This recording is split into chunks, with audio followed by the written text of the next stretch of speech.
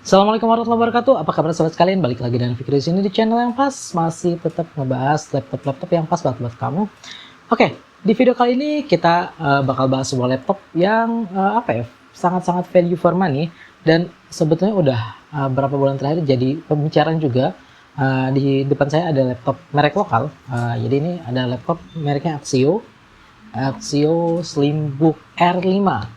Jadi agak beda. Biasanya Axio itu pakainya kayak HP ya, pakai S, tapi di seri Slimbook yang satu ini dia pakai R. Kenapa pakai R? Karena dia pakai Ryzen 5. Jadi ini pertama kalinya sebelum Axio pakai Ryzen 5. But sebelum kita lanjut lebih jauh, saya bakal kasih tahu dulu ke kamu semua bahwa di video ini saya nggak bakal bahas banyak hal tentang teknis, seperti untuk uji grafisnya dan lain-lainnya, karena menurut saya udah banyak banget yang bahas itu. Tapi saya bakal bahas ke beberapa pendekatan yang menurut saya informasi-informasi yang nggak dibahas sama reviewer lain, supaya kamu tahu kalau kamu mau ambil laptop ini apa sih plusnya buat kamu, minusnya apa buat kamu, terusnya apa aja yang bakal kamu hadapi ketika kamu pegang laptop yang satu ini. Oke, kita lanjut aja dulu ke pembahasan yang simple. Pertama kita bahas desainnya dulu. Desainnya ini menurut saya sebetulnya udah nggak Axio jadul ya.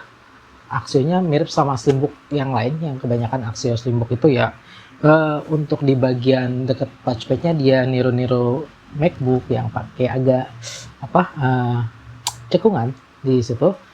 Tapi ya itu aja sih yang menurut saya niru MacBook, itu niru MacBook Air. Yang lainnya sama aja, masih tetap Axio, dan masih menurut saya desainnya itu saya nggak bisa bilang jelek, tapi memang agak punya beda sama beberapa desain mainstream yang sekarang cenderung lebih elegan, karena dia masih misal kita ngomongin aja monitornya. Monitornya ini dia walaupun pakai Slimbook dia nggak slim ya, jadi bezelnya nggak terlalu tipis ya, standar lah. Di situ di atas ada kameranya, dan yang agak kelihatan itu adalah dia punya karet-karet, tonjolan karet di 4 sisinya, yang gunanya supaya ketika kita tutup itu dia monitornya ini nggak langsung kena sama si keyboard kita. Oke, ini kelihatannya jadul banget, tapi sebetulnya menurut saya ini cukup manfaat juga, karena banyak banget sekarang memang kita rata-rata nggak pakai itu, tapi ya kenyataannya ya berapa laptop yang saya punya, yang saya hadapin punya masalah sama itu, karena dia akhirnya baretnya bukan karena kita baret gitu ya dari tangan, tapi karena kena keyboardnya. Seperti ROG saya itu ada baret tipis itu waktu itu, karena saya pakai tas dan saya harus kerja banyak yang saya masukin barang, dia agak kejepit dan akhirnya ya monitornya baret karena kena bagian keyboardnya. Nah, jadi menurut saya ya ini agak jadul tapi fungsional. Terusnya di bagian dalamnya keyboardnya ini keyboardnya gede-gede seperti keyboard laptop 15 inch.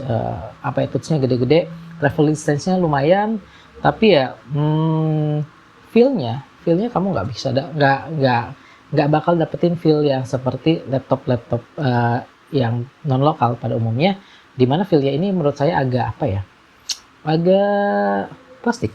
Jadi, dan mungkin memang Axio sengaja sih, jadi dia nggak fingerprint friendly ya. Jadi dia nggak fingerprint magnet ini untuk di keyboardnya. Di touchpadnya juga dia agak-agak tekstur dan plastik banget, tapi ya nggak ada fingerprint di situ. Kebanyakan sekarang sih saya lihatnya kita banyak fingerprint. Di bagian atasnya ada speaker yang menurut saya standar aja, suaranya ya nggak ada yang macam-macam. Bagian depannya ada logo Axio. Di bagian belakang bawahnya cuma ada pembuangan, ada satu backdoor, satu pintu kecil buat kamu kalau mau nambahin SSD. Oke, itu aja. Kira-kira itu aja. Untuk desainnya nggak ada yang aneh-aneh, standar aja. Saya nggak bisa bilang ini jadul, jelek banget, tapi memang agak beda sama kebanyakan desain yang saat ini kita lihat. Jadi ya gitulah, mungkin kurang cantik kali ya bahasanya. Oke, itu dari sisi desain. Nah, gimana sisi spesifikasinya? Saya bakal jelasin singkat aja spesifikasinya. Dia pakai Ryzen 5 R 3500U. Jadi masih seri 3000, tapi ya itu udah tetap kenceng untuk bandrol harganya. Oke, harganya ini masih SRP-nya itu 6.999 ya. 6.999.000. Jadi 7 juta kurang 1.000. Dan ya kalian bisa dapetin di marketplace dengan harga yang agak variatif ya. Silakan aja. Terusnya dia udah pakai Ryzen 5 tadi 3500U, tapi itu kenceng untuk harga segitu, karena sekarang untuk harga segitu kita paling dapat di merek lain pakai Athlon Gold 3150U, malah kadang-kadang kita cuma dapat Athlon Silver 3050U, atau bahkan Intel yang ya maaf ya secara performanya sebetulnya saya nggak bisa bilang jelek karena tergantung kebutuhan juga, tapi secara performanya ya jauh kalau dibandingin Ryzen 5 3500U, karena di sini udah 4 core dan 8 thread. Jadi kalau emang kalian yang pengen nyari laptop performa di budget 7 juta ya, menurut saya ini bisa jadi pertimbangan. Terlepas dari tadi, nanti kita bakal bahas lagi yang perlu diperhatikan di sini. Oke. Terusnya RAM-nya ada 8 GB. RAM-nya 8 GB onboard 2133 MHz. Jadi dia masih belum pakai yang 2400. Tapi udah cukup karena tadi dikejar juga sama prosesornya yang lumayan kencang. Kalau di skor benchmark Passmark-nya di sekitar 7.000-an. Jadi yang lain-lain tuh masih ya di pasarannya harga situ rata-rata masih skornya 3.000, 4.000, dan dia 7.000 agak jauh. Makanya saya bilang performanya oke untuk harganya. Nah, RAM-nya 8 GB onboard dan ada satu slot lagi yang bisa kamu pakai. Satu slot lagi yang bisa kamu pakai untuk kamu tambahin. Ini 8 GB onboard single channel ya. Jadi kalau kamu mau dapetin performa maksimalnya, kamu up lagi, tambahin minimal 8 GB lagi supaya jadi 16 GB dual channel. Dimana kalau AMD itu biasanya ketika kita dari single ke dual channel itu perbedaan performanya bahkan bisa menembus 30%. Jadi memang sebetulnya ini belum optimal. Jadi ini masih bisa kamu optimalin lagi. Terusnya SSD-nya itu M.2 tapi SATA. M.2 SATA dan dia apa ya? 256 GB. Jadi kecepatannya karena M.2 SATA masih 500 MB per second. Belum sampai yang kayak NVMe. Dan di slotnya saya tes sendiri, saya coba masukin NVMe nggak bisa. Jadi kemungkinan ya sama aja, M.2 SATA juga. Tapi kamu punya opsi untuk nambahin nambahin SSD lagi tanpa harus bongkar-bongkar gitu, dan tanpa harus ganti SSD yang ada. Jadi itu masih tetap lebih cepat dari harddisk, jauh lebih cepat. So it's still good, masih bagus. Sisanya layarnya IPS.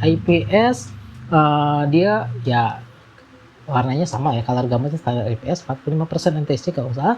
Terusnya dia udah Full HD, jadi ya udah enak lah gitu. Udah 7 juta dapat Ryzen 5 5300U 8 GB onboard, masih bisa di-upgrade jadi 16 GB karena ada slotnya, masih bisa tambah SSD lagi, dan layarnya udah IPS Full HD ya. So buat 6 juta 999 itu nggak banyak yang bisa kita protes gitu. Oke. Sekarang kita bakal bahas bagian-bagian lainnya yang menurut saya ini jarang dibahas. Saya mau bahas dulu feel penggunanya. Feel penggunanya sebetulnya saya bilang ini cukup nyaman. Saya bisa multitasking lumayan oke di sini, nggak banyak yang nggak banyak yang bisa diprotes karena memang kenceng paling cuma mungkin feel-nya di touchpad-nya ini yang saya rasa kadang-kadang agak bukan kurang sensitif, tapi karena ada teksturnya saya biasa pakai yang halus, berasa agak beda aja. Tapi ya sisanya yang lain aman aja, saya bisa pakai multitasking lumayan banyak. Terusnya untuk yang suaranya agak cempreng ya, dia lebih ke treble, nggak macam-macam. Nah, di sini balik lagi tadi ke opsi upgradable-nya, kenapa saya bilang saya bakal bahas yang jarang dibahas sama reviewer lain, atau bahkan mungkin belum dibahas. Jadi untuk kelasan ini dia udah ngasih opsi upgradable yang lumayan oke. Kamu bisa tambah SSD, bisa tambah RAM lagi, tapi ada catatan penting yang menurut saya ya wajar sih. Ini brand lokal ya, Axio ini brand lokal, jadi masih agak mirip brand-brand lokal dan brand-brand nggak lokal juga yang dulu masuk Indonesia. Saya ngerasanya kayak balik ke zamannya yang tahun 2009, zaman saya kuliah lah gitu. Dimana kalau kamu mau upgrade, ini bisa di-upgrade gitu, tapi kalau kamu mau upgrade, kamu bakal hangusin garansinya. Jadi dia kasih segel di sisi bautnya, ujung. Kalau kamu bongkar, kamu hangusin garansi.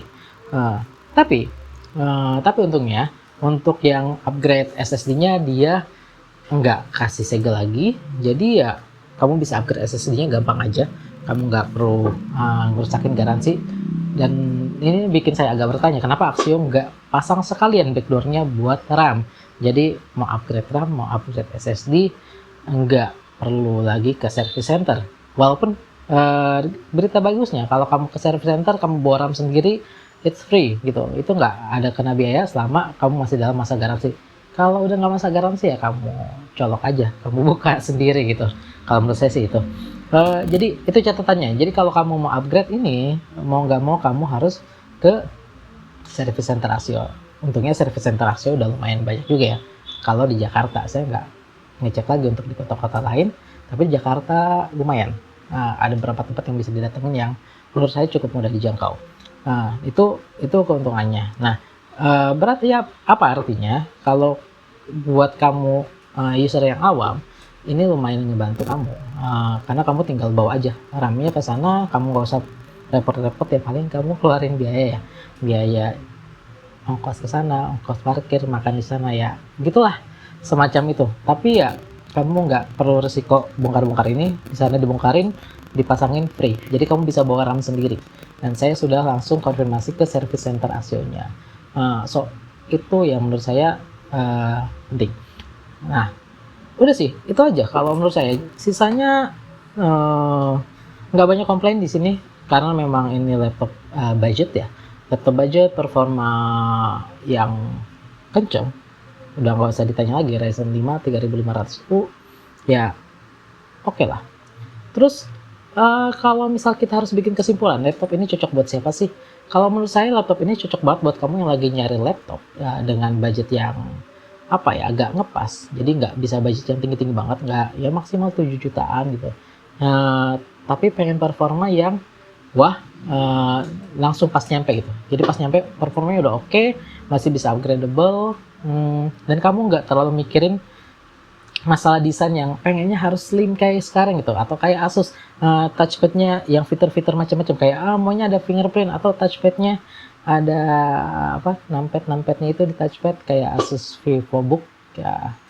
Selama kamu nggak terlalu mikirin itu, kamu lebih fokus pada horsepowernya, performanya, ya menurut saya ini laptop yang cocok buat kamu. Beratnya juga nggak terlalu berat, masih bisa dibawa enteng, no problem lah. Terus ya service centernya lumayan lah, ada di mana-mana, ada juga banyak di mana-mana. Kalau untuk masalah kawetan gimana? Saya nggak tahu karena saya ini belum dipakai lama dan ini juga baru keluar.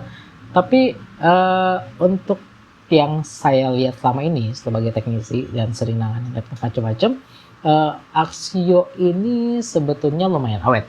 Karena istri saya pakai Axio dari zaman di SMA sampai saya nikah, ya panjang itu berapa tahun dari SMA, kuliah, nikah, terusnya ada beberapa teman-teman adik saya juga masih pakai Axio yang sampai 5 tahun, 7 tahun mereka masih bisa dipakai. Jadi mungkin tetap balik lagi sih ke penggunaan kitanya juga. Nyatanya masih banyak juga Axio yang udah lama-lama itu masih pada bisa dipakai dan masih sehat-sehat aja. Jadi yang nggak bisa dibilang jelek juga gitu, saya belum tahu. Tapi ya intinya sih kalau menurut saya ya ini patut dicoba.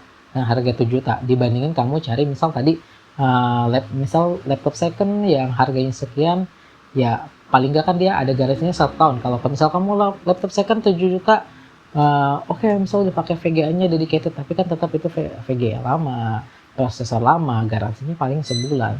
Tapi kalau pakai ini kan 7 juta ya lumayan, masih ada garansi 1 tahun, barang baru. Oke, udah layarin juga tadi. Udah lumayan banyak lebihnya. So itu aja sih menurut saya, itu aja.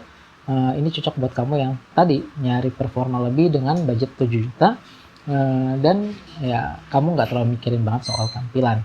Yang pasti selama pemakaiannya menurut saya cukup nyaman juga.